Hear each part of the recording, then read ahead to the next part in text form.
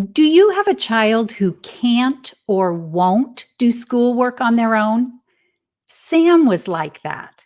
At 8 years old, doing homework was a battle of wills and tears at his house every single day because he was so frustrated and reading was so difficult. Then, one day, his mom got him some plain glass glasses. Sam was so excited. He told his mom, "Now I can be smart." This is LD Expert Live.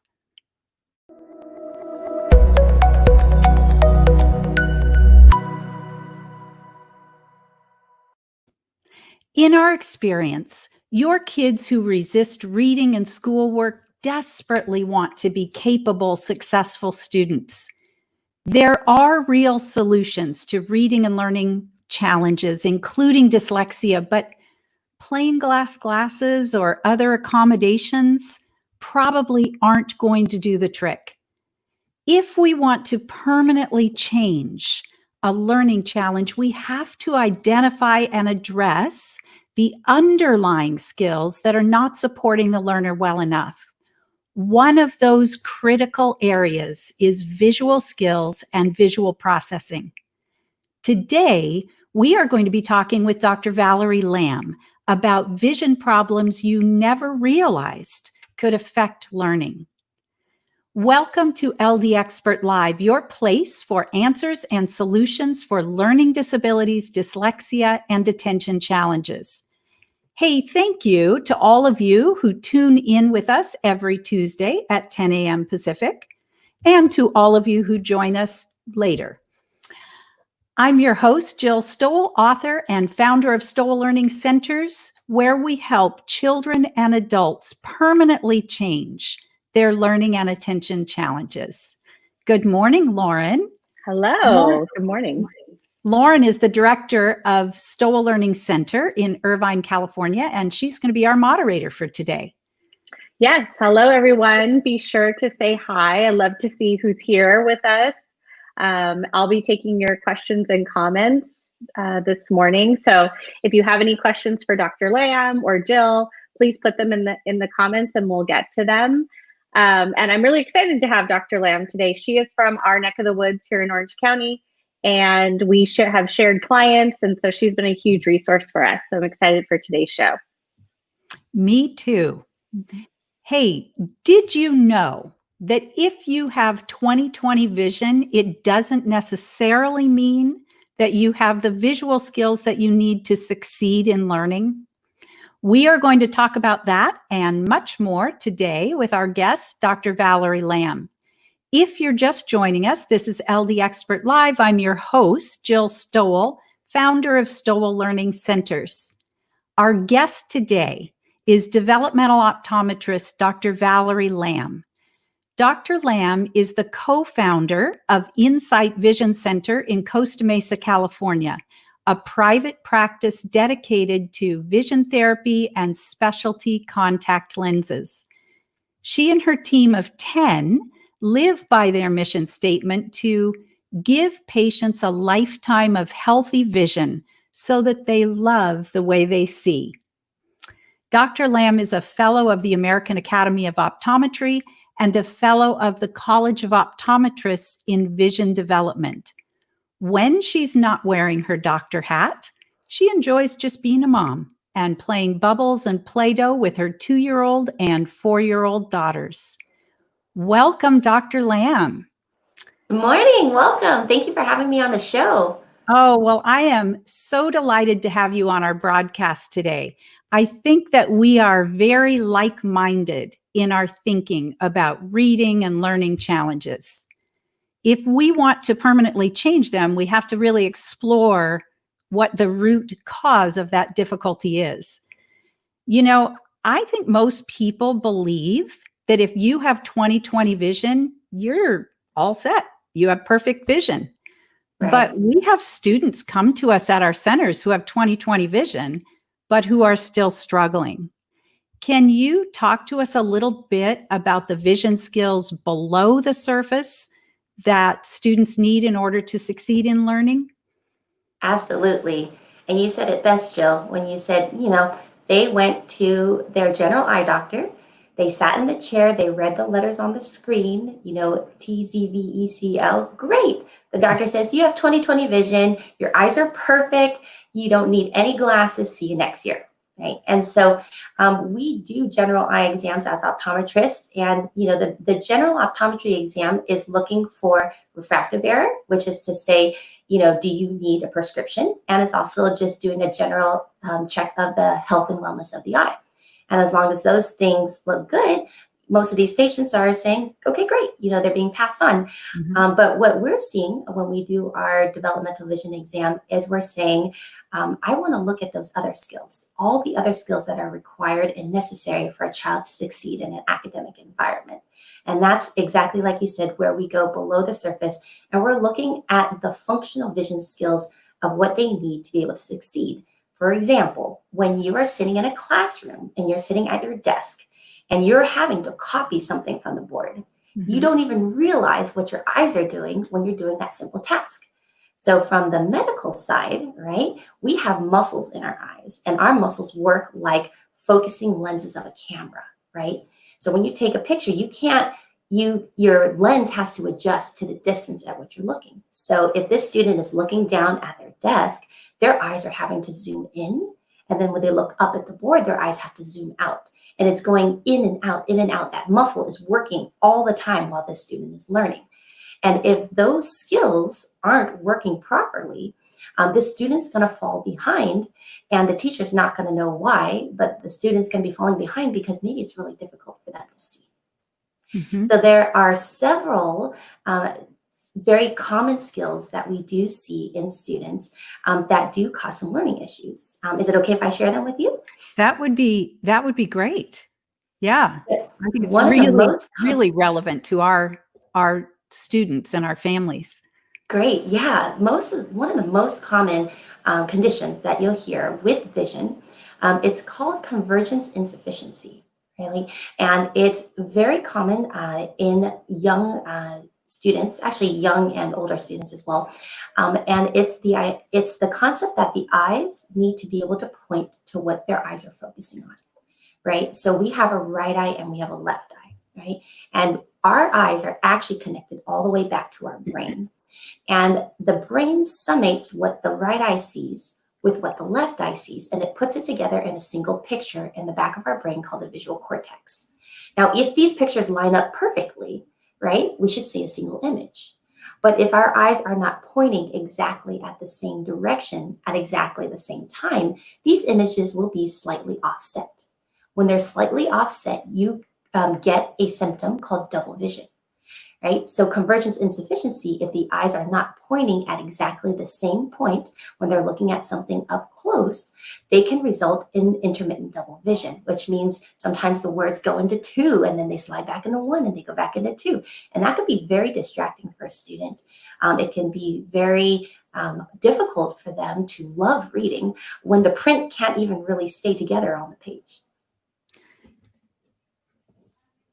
Definitely. So you called that convergence insufficiency. I know sometimes the words that that are used are really big words that we don't typically use, and so when parents see that, that's kind of what that's talking about. That their eyes are coming together. Is that now? I'm afraid I'm going to say this wrong. That their eyes are coming together at the same point. Yes, you said that excellently. Mm-hmm. And one of the things they might see if that was a problem was double vision. I think one of the challenges is that sometimes kids don't even realize it's not supposed to look like that. Absolutely. When I was a kid, I saw double vision and I thought it was my secret power. So I never told my mom, right? Because I thought, oh, that's so cool. I could see through walls because the double image is kind of transparent. So for many years of my life, I just said, hey, I better not tell anybody about this because I might lose my secret power. And actually, the Yeah. way that I caught it in me was I worked for a developmental optometrist as an intern in college. And he said, actually, do you realize your head's a little turned? Do you have an eye muscle issue? And he caught it on me. And I thought, wow, this whole time, I never even knew that I had it when I was a kid. Wow. And, it sounds like it sounds like it was kind of a cool thing for you, but I imagine that if this is a big challenge and then you're looking at the page and you have double vision a lot, it's going to create a tremendous amount of effort for you to have to try to read. Oh, absolutely. Yes. Thankfully for me, I know where my double vision is, but when I'm straight ahead and I'm reading, it never happened. So I think that's why it didn't hold me back when I was learning. But for many of the patients that we see, absolutely, they come into my chair for the first time, and I show them for them, and I'll say, "Do you see this? Look at this target right here." And I'll say, "Do you see one or two of them?" And they'll say, "Two." And I'm like, "Really?" And I'll show them with some transparencies. I'll show them a demonstration of what double vision looks like when they're reading. And I'll say, "Do the words ever look like this when you're reading on the page?" And they say, "Yeah, it does." And Mom's sitting in the waiting chair going, "What? You never told me that?" And the kid's like, "I never thought to tell you because Right. doesn't everybody see that way?" And so definitely it can come up, and it can kind of come and go, right? Because it is always a muscle system. Like our eyes are a muscle system, and so sometimes our muscles can feel strong, and then when we're tired, and at the end of the day we've done a whole day of virtual learning, then our muscles can feel tired, and then we can get these symptoms that show up. Interesting. So, what are some of the other skills that are really needed for learning that get in the way of our students learning as easily and as comfortably as they could? Great. So another skill, going back to our first scenario when we talked about a student being in class and having to copy from the board, right? We talked about that muscle having to focus, right? So in optometry, the official term that we use for that skill is called accommodation. But for the general population, you can think of it as the focus of the eyes, right? So if we have weak accommodation or weak focus of the eyes, what we'll see in our learners is we'll see that when they are reading or doing something up close, things tend to go out of focus. It goes blurry on them. And what they'll do is they'll rub their eyes and they'll kind of like, try to hit their head and say, I can't make that clear. And they can look up, and kind of things seem out of focus. And again, they'll rub their eyes and they'll say, "I don't know why I can't get it clear." And it might take them a couple minutes for them to readjust their eyes back to clarity. And so when we see this, we definitely see signs of an accommodation issue. And again, it is a weakness of that muscle to be able to focus their eyes in not only clearly, but quickly, right? So we have a spectrum, right? And young kids have the strongest accommodation that you ever can, right? Because your muscle is young, right? And then that there becomes an age where everybody will start to need reading glasses, right? And at that age, maybe it's 40, 50, 60, around that age, it is natural. I tell my patients, I say it happens to 100% of the population, right? You're no exception. It's just a natural change that our body undergoes. And so this muscle is really strong now. It just loses a little bit. So as I'm getting older, I need to quit fighting having reading glasses because naturally my eye muscles are just not quite as strong, and I'm going to have more difficulty focusing. I know that, but I do tend to fight it a little bit. Hi, Lauren. Hi. We have some people checking in, and so I just wanted to acknowledge them. Kathy, she's a faithful follower. She's with us every week. Thank you. Hi. And Allison, we know Allison in our Irvine Center. Hello. Good to see you. And we did have a question about kind of our centers, and just asking. We have people from all over the country tuning in. So this is somebody from Indiana just asking if there are centers like ours in Indiana, and I can answer that. So we do have a network of centers that we work with across the country, but currently not in Indiana. We do train and work with and support other centers on our continuum philosophy, but not in Indiana right now. But we are serving students from all over the world remotely. And we're seeing lots of success. So, and we've been doing distance learning for probably 10 years. So if you are tuning in from some other place other than Southern California, give us a call, because we can work with your child, and we have gotten a lot of success with that. So thank you. So we answered that in the comments, but this is really interesting. I did want to ask Dr. Lam another question we got from another parent via email, was just the effects of all the screen time currently on our kids, because they're doing all this remote learning, all this distance learning for school, and what impacts is that having on our visual systems? I know I'm exhausted at the end of the day, staring at a screen all day. Is that going to impact reading? Because the visual skills that you need to look at a screen, I think they feel different than the visual skills I need to look at paper or when I go to read. So I just want to know if she has anything to say about that. Wow, good question. Yeah. Let's see. Oh no, we lost her. Yeah, well. You know, so Dr. Lam was talking about this issue of convergence and then accommodation, and so I was thinking about, kids don't know to say that the page looks funny to them. They just don't know that. That's how they think it is. So I was thinking about some of the kinds of things that a parent might see that would help them to know that their child, that they should maybe get a developmental eye exam, or that their child is struggling because of how it looks on the page. And I know that's something we deal with as well. Are there things that you guys see as you work with students that tell you, wow, I don't think the page looks the same to them as it does to me? Definitely. I mean, we see, and a lot of times because of the work that we do with attention challenges, sometimes our students' behaviors like get chalked up to attention challenges. They're avoiding reading. They're avoiding looking at the page. They just kind of glance at words and they guess. And so we see a lot of those behaviors, and a lot of times it does indicate that the child actually has weak underlying visual skills. And so I hear that a lot from teachers, that like, well, he won't even look at the page, or he's just guessing.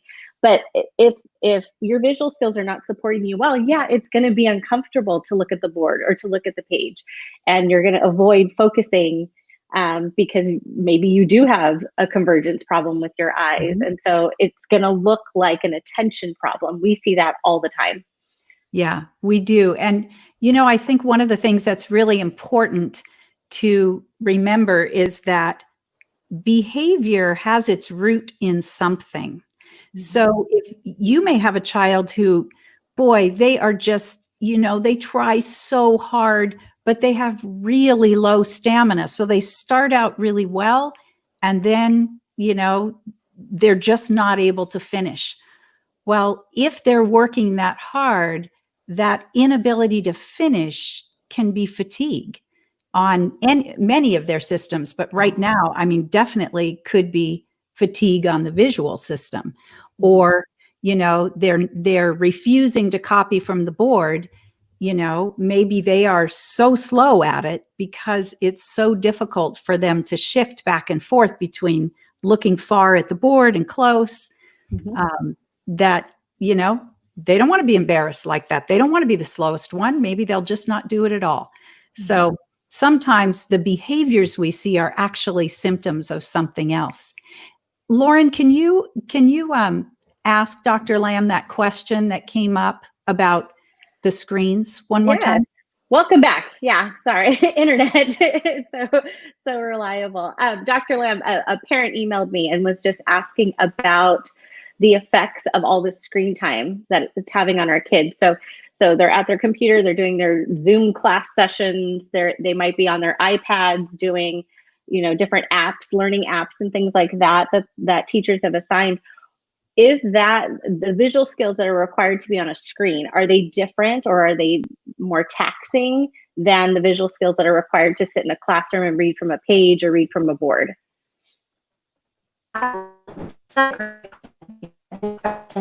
Oh my goodness. We are really having difficulties with sound today. So they're going to work on that a little bit, and hopefully we'll get Dr. Lam back here to give us more information, because she has some really good information about working with screens. Mm-hmm. If you're just joining us, this is LD Expert Live. We are trying really hard to talk with developmental optometrist Dr. Valerie Lam about hidden vision problems that you never realized could impact learning. Let's give that another shot, Dr. Lam. All right, so You're here, yay. we were talking about screen time and how screen time affects learning, right? Mm-hmm. And so for screen time, remember when we're talking about our focusing system, right? So our muscle is having to focus according to the distance at the subject that we're looking at, right? Mm-hmm. So if we're looking at a screen that's say 16 to 18 inches away from our eyes our muscles are constantly focused in at that near target, right? Mm-hmm. Let's say you're doing distance learning for 2 hours without taking a break, right? Your muscle is so tight after that, right? Mm-hmm. That can actually create, sometimes if you look up and you try to look out the window, it's hard to see that clear because your muscle is almost like clenched in, right? Mm-hmm. So we are seeing, as well as the position of the eyes, you're having to have your eyes in a converged position for a prolonged period of time. So those two skills coupled together can create a lot of eye fatigue. So what we are seeing visually as a result of distance learning is we are seeing more eye fatigue, more headaches or eye strain, definitely number one. We actually are getting a little bit more of blurry or accommodation issues. Patients saying, my eyes are seeing a little bit more blurry. We can also see an increase in nearsightedness. So we call that myopia, right? But we know that nearsightedness can be partially environmental of what we're doing with our eyes. And if we're spending so much time on screen time and computer screens, that can actually cause our prescription to change as well. Wow, because our eyes are working so hard at that distance for so long. Exactly. Right. Wow. Yeah. And so symptomatically, would that make a child not want to read or do other activities that involve visual skills that might be straining on the eyes other than screen time? Because we see our kids just preferring screen time all the time. It's almost like kind of like, a drug. You get a little bit of it and then that's where they prefer to be all the time. And so I'm hearing a lot from a lot of parents right now that well, ever since we went remote learning, they're avoiding reading altogether. They don't want to do any work on physical pages. Yes. And, I think the computer screen is great for many things. It has better contrast, it has better lighting, it moves, so it's dynamic. So from an attentional side, right, that's why I think kids gravitate so much more towards screen time than text on paper, right? But the thing that screen time is different than text on paper or different than a classroom environment is that our bodies really were not designed to sit behind a screen for 8 hours a day, right? Our bodies were designed to move. We need motor skills. We are dynamic. We need interaction with other people, right? You're getting all of that interaction in a classroom environment. And visually, you're constantly changing your visual system. You're looking far. You're looking out the window. You're looking at your teacher. You're looking at your classmate, right? And that movement of your visual system is actually good for your eyes, right? They say the best thing for your eyes is actually to be outdoors, right? And because that's a more natural environment for our body. And so taking all of that interaction and then condensing it into just screen time, you know, and less movement, there's less body movement, less motor coordination going on, there's less eye movements going on, right? I think definitely it is not really how we're supposed to learn. You know, I think it's a great tool, and I think that technology and virtual learning is an excellent tool, but it's not where we want to be 8 hours a day. Right. Right. Certainly not me either. And I'm looking at a screen all day too, and I'm exhausted. So that makes a lot of sense. We do have another question. I'm just going to shift a little bit. Anne has a question about anything you can do if a child complains about floaters in the eyes. Great question. About that? Okay.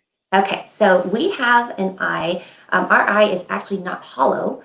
Inside of our eye, it's filled with a jelly, and that jelly is called the vitreous, right?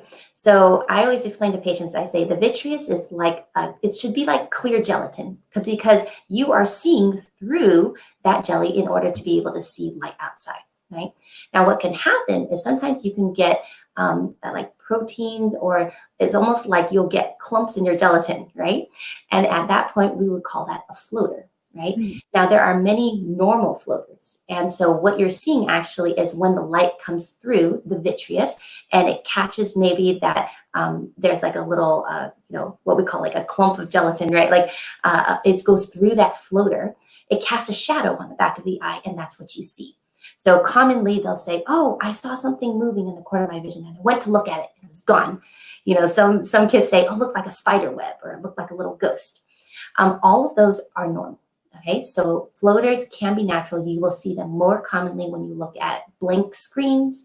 You look up at the sky and it's like a blank background. And that's when you'll notice them just kind of drifting in your vision. I wouldn't be too worried about that. Now, what you do want to ask for is you want to say, you know, is this floaters associated with any bright lights or maybe funny things in your vision that you never saw, like little black bugs, right? And if that is the case, then those things could be a symptom that that floater might be associated with something more dangerous, like a tear in the retina. That's something you'd want to get checked out.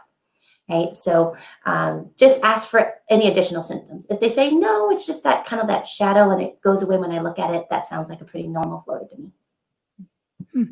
Interesting. Mm-hmm. So those are the questions we have so far. But again, if you do have questions for Dr. Lam or Jill related to visual skills or visual processing, be sure to put them in the comments and we'll get to them. So we'll check back in with you again, Lauren, for that. So Dr. Lam, you were talking to us about vision skills that impact learning, and you talked about convergence and accommodation. What about tracking? Because that's one that we hear about a lot. And of course, it's important for reading. Absolutely. Yes. So we actually get a lot of patients coming into our office saying that their child, they suspect, has a tracking issue, or their teacher has mentioned, I think my child has a tracking issue. And tracking is the ability to move your eyes smoothly from left to right as you read along a line of text on a page. Right? So when we read, it's actually inefficient to look at every single word independently. Our eyes are not supposed to do that when we read. We're actually supposed to have fixations of 4 to 6 words at a time. That's a more efficient way that we read. We also have one other skill where when we get to the end of a line, a line of text, our eyes make what we call a return sweep, where our eyes jump back to the beginning of the second line, right? And what's very common is they don't jump to the second line, they jump to the third or fourth line. And then, as you can guess, reading comprehension goes down because they're saying, these words don't make sense. And so we see commonly a lot of tracking issues where students are having trouble reading smoothly, and they're skipping over words or skipping lines when they read. And so that all fits under that umbrella of tracking, where they're having to go back to the beginning of the next line? Yes, yes. So as we said before, right, the eye and the vision system is like a muscle system. We have 6 muscles that surround each eye, and that helps the eyes to move smoothly, right? And so what we do is a lot of times we do training for tracking issues because it comes, it's also coupled with an attention issue, right? They're having trouble keeping attention and pointing their eyes directly where they want their eyes to go when they're reading text on a page. Mm-hmm. So if a child is struggling, appears to have blurry vision or double vision or, jumping to the wrong line as they're reading, the kind of exam that they would want to ask for is a developmental eye exam, right? That's what a parent would be asking for. Yes, yes. So a developmental eye exam, like we said at the beginning of the show, is an eye exam that goes one level. We are losing you again, Dr. Lam. But yes, what you want to be asking for then is a developmental eye exam, because they're then going to be looking at those, not just the vision, which is important, but also the visual skills, those muscle skills that Dr. Lam was talking to us about. When parents, are you there, Dr. Lam? I'm still here. Yeah. Okay. I was trying to fill in the gaps there for you, but was there anything else you wanted to share with us about a developmental eye exam? So we check for the flexibility of their eyes, their convergence and their divergence. We also check for their accommodation skills, like we talked about earlier, the focus of the eyes, and the movement of the eyes, the tracking skills that we just spoke about. So those are the three main areas that we check for in the developmental eye examination. Great. When parents call us about their struggling student, they are typically seeing problems with reading or math or schoolwork taking too long. And what they don't realize is that when bright children or adults struggle, it's almost always because there are underlying skills underneath that reading or underneath that schoolwork that are weak or inefficient. And these are skills like memory or auditory processing that are not taught in school, but they're assumed to be in place when kids go to school. If any of those underlying processing or learning skills are weak or inefficient, it causes the student to have to compensate, which takes a lot of mental and emotional energy, and which can really stress the attention system. I would love for you to talk a little bit about visual processing, because it's one of those underlying skills that is connected with reading and comprehension and planning and organizing and just so many other things.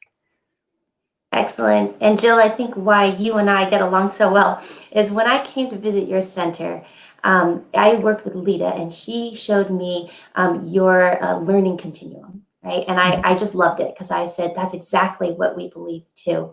And you have here on the bottom of your continuum, you said the core learning skills, right? And that's where we have to have, the basic foundation in order to be able to learn first. And your second level on your continuum is called your processing skills. And so we are very big advocates in believing in visual processing as one of the processing skills that are so necessary to have higher order learning. And so as far as what we're looking at, there's several aspects of visual processing that we focus on. One of them is what we call visual spatial. And visual spatial skills are the ability to know which way things should face, which direction things should face in space, right? And I know a common one that we both see is letter reversals. Right. And we know that sometimes students have difficulties knowing which way the B's and D's should face. And that's very common visual processing problem. Another thing that we do see in our students is visual analysis skills, such as visual discrimination. So visual discrimination would be kind of like those, you remember those look-alike pictures in your highlights magazines? You know, you have two pictures and there's 10 differences and you have to find the differences between both pictures. And that requires a lot of problem solving, right? And so that's discriminating the fine differences between the two images. Another one that you'll be very familiar with is visual memory, right? Can you look at something and remember what it looks like? And not just what it looks like, but if you were to close your eyes, could the student remember all the details, right? Now, how is this important for learning? So important, right? 85% of what we learn in a classroom is from visual input, right? So if they're looking at something, if the teacher or the instructor is presenting something visually and the student cannot comprehend it or be able to retain it and memorize it, right? That's going to definitely affect their ability to acquire new information. Right. And just really understanding the visual, the visual organization on a page. We expect kids to be able to use planners, but sometimes they look at that and they cannot make sense of how that's organized, why it looks that way. Right. And, another skill, really a high level visual processing skill is visualization and mental manipulation of those visual images, being able to picture things and kind of mentally manipulate them. Those are high level visual processing skills, but they're really critical to problem solving, thinking about different options, planning, comprehension, and holding on to information. So absolutely. No, when you just said visualization, the first thing that popped into my mind was word problems in math. So I'm married to a math teacher. My husband's a math teacher. And we heard so much when school started talking about bringing in Common Core, right? And so that really affected math a lot because suddenly math became very conceptual, right? And so when you were just explaining visualization, that's a perfect example of a child having to solve a word problem, a math word problem where there's a paragraph and that paragraph is building a scenario. You have a person standing here and they're looking up a hill at a tree on a hill that's 50 feet high, at 60 feet away, what's the shortest distance to get there, right? And the child is having to visualize this and then manipulate it. Like you said, they have to solve a math problem while being able to visualize what's going on in their head, right? And that requires a lot of visual processing. It does. And, I just want to put a little caveat in there. If your kids are struggling to do math word problems, you've got to be talking about the visual images and what that problem is really all about. I know this is taking us just a little slight left turn there, but so often, we try to do everything by rote. And as soon as we add in the image of what's really happening, it makes it all make so much more sense. So hugely important skill, that ability to visualize. Right. The last area of visual processing that, we didn't get to chat about yet, but was visual motor, right? So I know that a lot of students or parents come in concerned that their child has really poor handwriting, and we say that the eyes guide the hand and what the hand's doing, right? You cannot have nice handwriting without looking at what you're doing on the page, right? And being able to judge spacing, being able to understand how to recreate, let's say they're drawing a picture, being able to recreate something in the right proportion. All of that is incorporating visual processing and visual motor skills. And so that is the last component of visual processing that we really feel is very important, especially for a child to succeed in school. Definitely. Hello. Okay, I'm back. We have some more questions, and so I want to make sure that we get to all of them. This is a great topic and timely, and it really impacts a lot of our kids with learning and attention challenges. So Allison asks just if a parent suspects that their child has visual processing issues, she's just asking for kind of the right course to go. So does that mean that automatically they need a developmental eye exam, or is it something that should be addressed like the services that we have, or we do an assessment with students where we're looking at visual processing in terms of reading challenges and dyslexia. Jill, certainly you have your answer, Dr. Lam. You might have an opinion as well. We do carefully try to sort that out. If we think that a student needs to come see us, or if we need to make a referral, we do that all the time. So Dr. Lam, what do you have to say about that? I'd like to let Jill answer first, and then I'll answer next. Okay. I think that there is definitely some overlap, and some of, you mentioned, Dr. Lam, you mentioned the core learning level of our continuum, and then moving up into the processing level. And honestly, a lot of what I learned, I kind of learned from a lot of different people in the field who were doing the clinical research, but a lot of what I learned in the core level and to some degree in the processing skills level were actually from developmental optometrists. So the field of developmental optometry, absolutely, overlaps with learning. So, I think people are in pretty good hands with both of us. But I will say, Dr. Lam, you had mentioned that we want to be sure, and we'll have to see if I can say this right, but we want to be sure that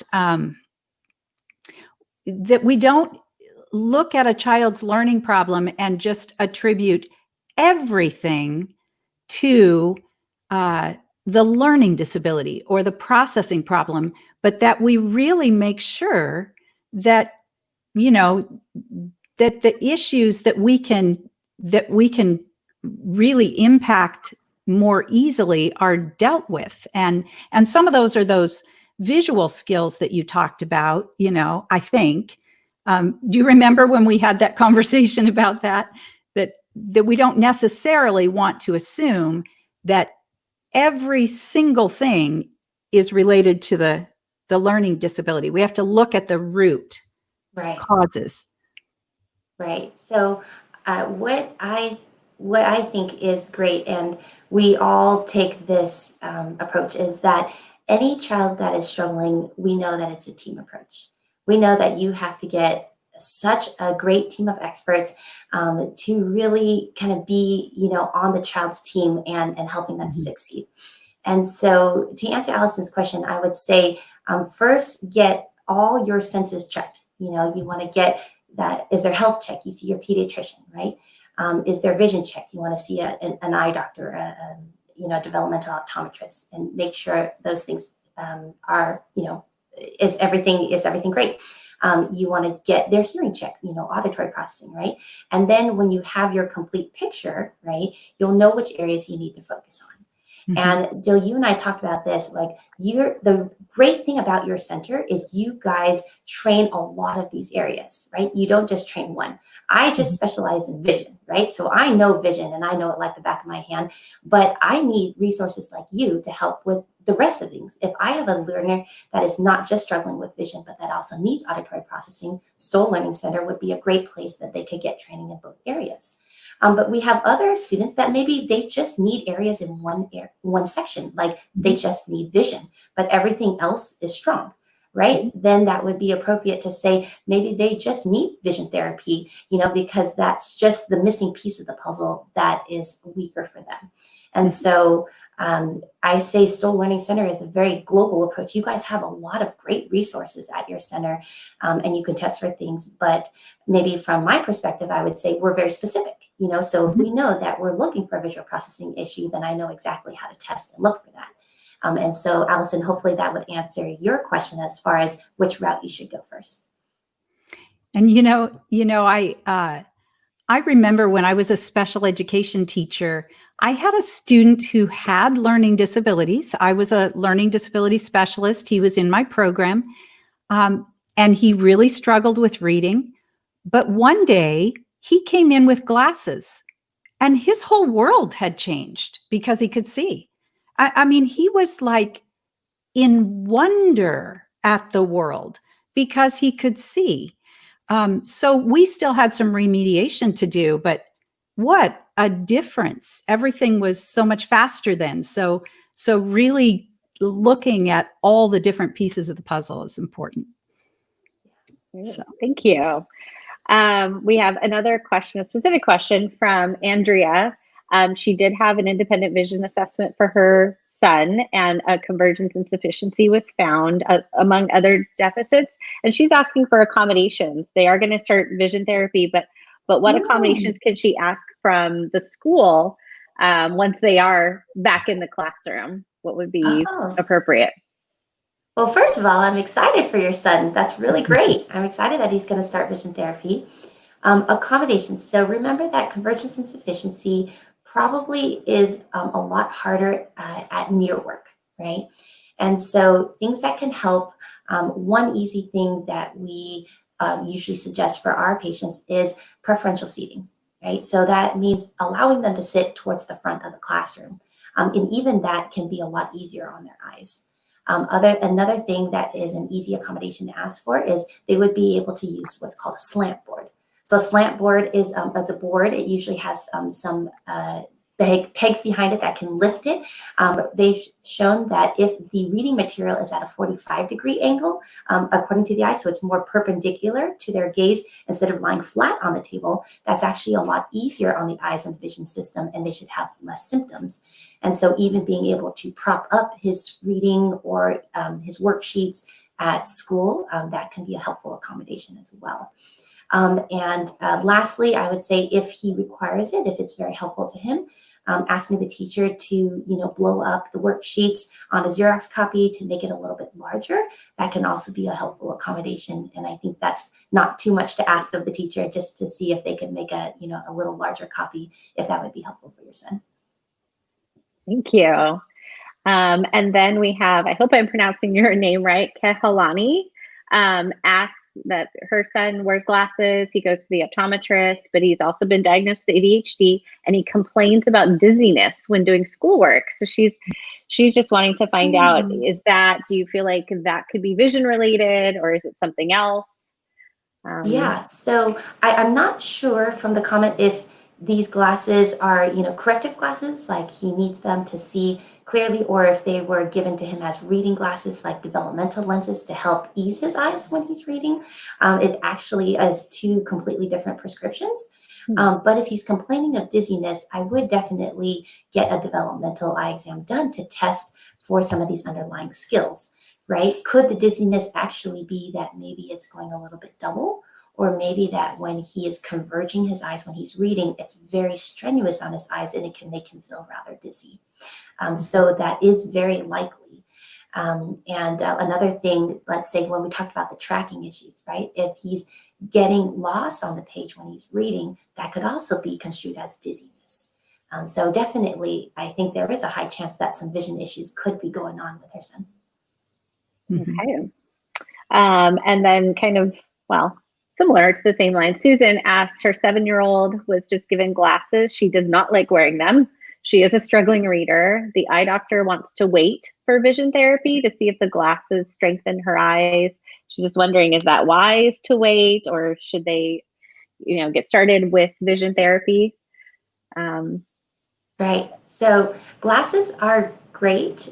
We always underestimate the power of lenses. So in optometry, we believe that lenses can have a lot of just a great effect on the body. However, as well, imagine that you're looking through new eyes when you're looking through these glasses. So even if it's the correct prescription, it can feel very different to the child. And now you have to remember that when your child first gets a pair of glasses, there's two things they have to get used to. One is that things look different. Two is that they have something sitting on their face that they didn't like before. So sometimes when we have kids that, don't like wearing their new glasses, we also ask the parents, like, do you think it's actually that they're just not used to having something sit on their face so long? It's kind of cool and novel at the beginning. They try it on and they say, oh, this is fun. But when they really actually have to start wearing it for a prolonged period of time, it takes they're getting used to the sensory, the new feeling of having something rest on their ears, maybe, resting along their temples and resting on their nose. And so there may be some correlation with her just getting used to the feeling of those glasses, in addition to now how things look. And so even though lenses have a lot of power, and I do believe that those glasses can be very helpful for her daughter, it may take a little bit of a training period to get used to wearing them. So that's where vision therapy can also be helpful. Let's say she starts bringing her glasses to vision therapy, and the therapist helps her to teach her how to use those glasses more properly and when to use them. I think that can really help her. So so many times, glasses are part of our treatment. We will do vision therapy with glasses because we feel like they're very complementary. Mm-hmm. But I think it's really helpful just to recognize that as soon as the child puts glasses on, things look different than they're used to. Even if it's better, it's different. Mm-hmm. And then the feel of it on their face. I mean, if as parents and teachers, if we just recognize, yeah, it's a little different, isn't it? That is helpful in just validating where the child is and why it might feel a little bit uncomfortable. And we don't always think about that. I mean, it's like, oh yeah, just put your glasses on. But I think that's a great point. Mm-hmm. Thank you. I just want to do that's so far all the questions we have. I just want to do a quick shout out Allison, just because she has EJ sitting next to him, and EJ is one of my favorite kids on the planet, a successful graduate of ours. So I just want to say hi to him. Hi, EJ, we miss you, but he is doing really well in school, so we're really proud of him. Fantastic. So thank you so much. This was so relevant, and I know lots of parents are kind of dealing with these issues of like, what's going on with my kid and what could it be? So thank you, Dr. Lam. Oh, that's awesome. Thanks, EJ. Dr. Lam talked a little bit about when she was talking to me, she called these lenses relieving lenses. And I think just now she mentioned developmental lenses. And I had not really heard that term, relieving lenses, but I love that. And I would love for you to just mention again what those are, Dr. Lam. So when we talk about lenses having such a great impact or being very helpful to students when they're reading, we do prescribe developmental lenses. So developmental lenses are not because the child sees or has a large prescription and needs those glasses to necessarily see clear. I'm nearsighted. If I take my glasses off, I can see nothing in the distance, right? So I put my glasses on because I have to see, right? So that's one type of prescription. But a developmental lens is really more of a behavioral lens, right? And it can be a combination of a low plus power, right? So like a low reading magnification that we give them. It could have a slight tint on it, where we put different color tints to help decrease the fatigue or to help them to concentrate better. We could put a slight amount of prism in the lenses. And what prism does is it can make either the words look more stable on the page, or it could help their eyes to feel less fatigued when they're reading. And so there's definitely a couple of great tools that we can put in these lenses. And when a child puts on a pair of developmental lenses, it's almost like it just wakes up their visual system. It says it's time to pay attention. It's time to focus your eyes, right? And really be able to be more attentive to the material that you're reading or that you're working on. And so that's the power of developmental lenses that we see. In lieu of COVID and all this virtual learning too, we've actually been also recommending blue blocking lenses. So I'm sure I get a lot of parents asking me, should I have my child wear blue blocking protection now that we're doing so much screen time? And that can also be very helpful. Yes. I say, well, when you go outside into the sun, do you put on sunglasses? There's UV rays coming from the sun. There's also a lot of blue light coming in your eyes from any backlit screen, right? So that can be a computer screen, a cell phone screen, an iPad screen. And so this blue light, just like if you were outdoors, is having some light emissions that's going to the back of the eye and affecting the retina. And so research is, being very proactive to say, we need to be protecting our eyes from any light source. And now that we're all on screen time so much, it's not a bad idea to also be protecting our eyes from the blue light coming from the screens.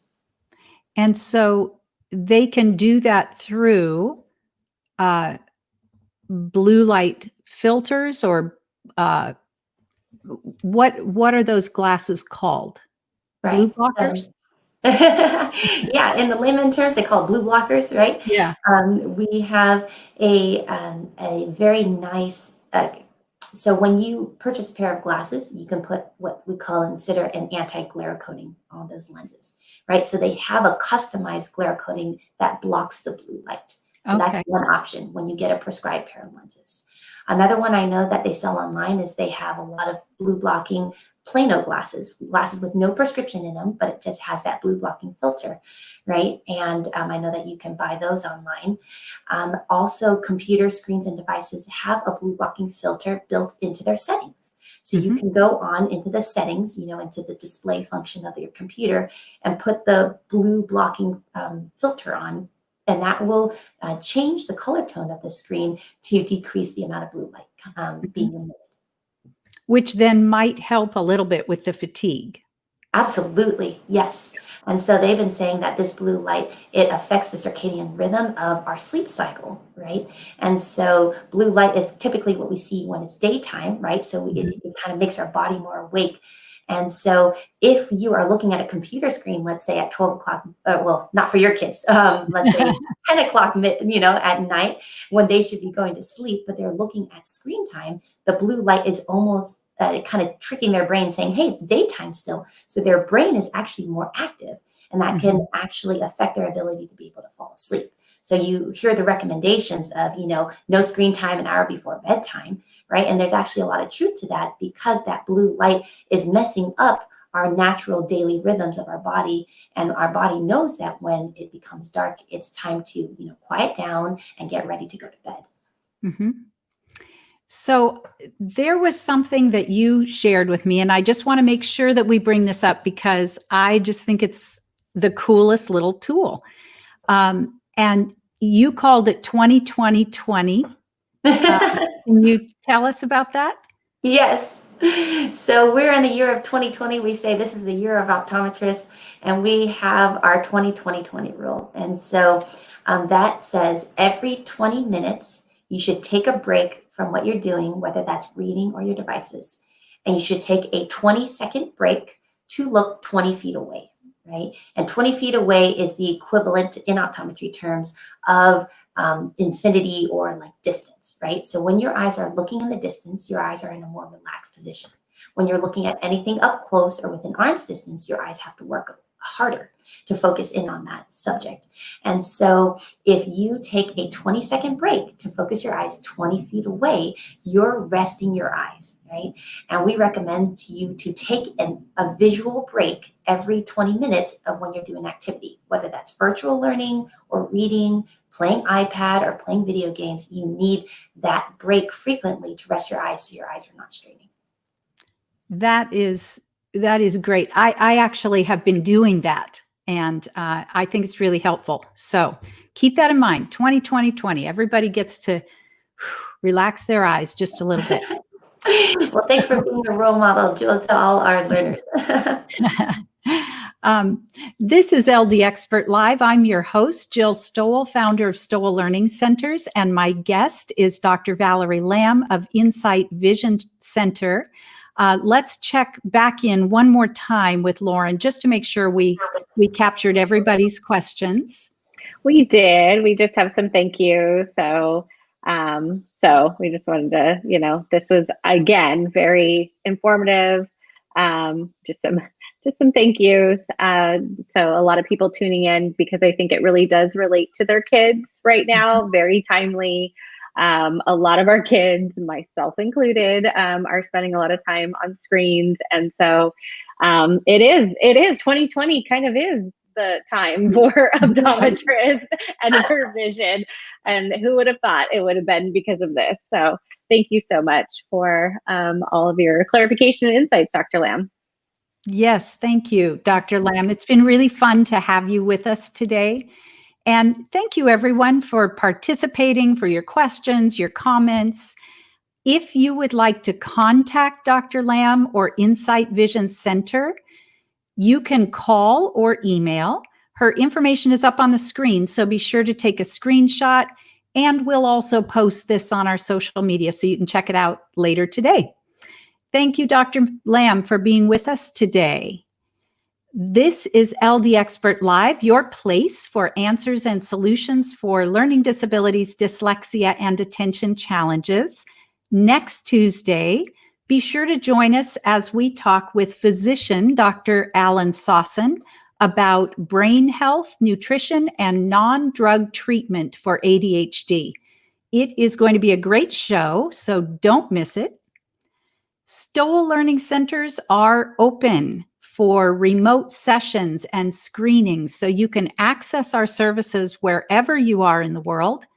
We are also open on-site for students to come into all of our centers, and we're using, of course, all of the COVID precautions. If you would like to speak with someone about your child, give us a call at 877-774-0444 or visit our website at stowellcenter.com. Thank you again, Dr. Lam. Be sure and subscribe, share, and join us next week.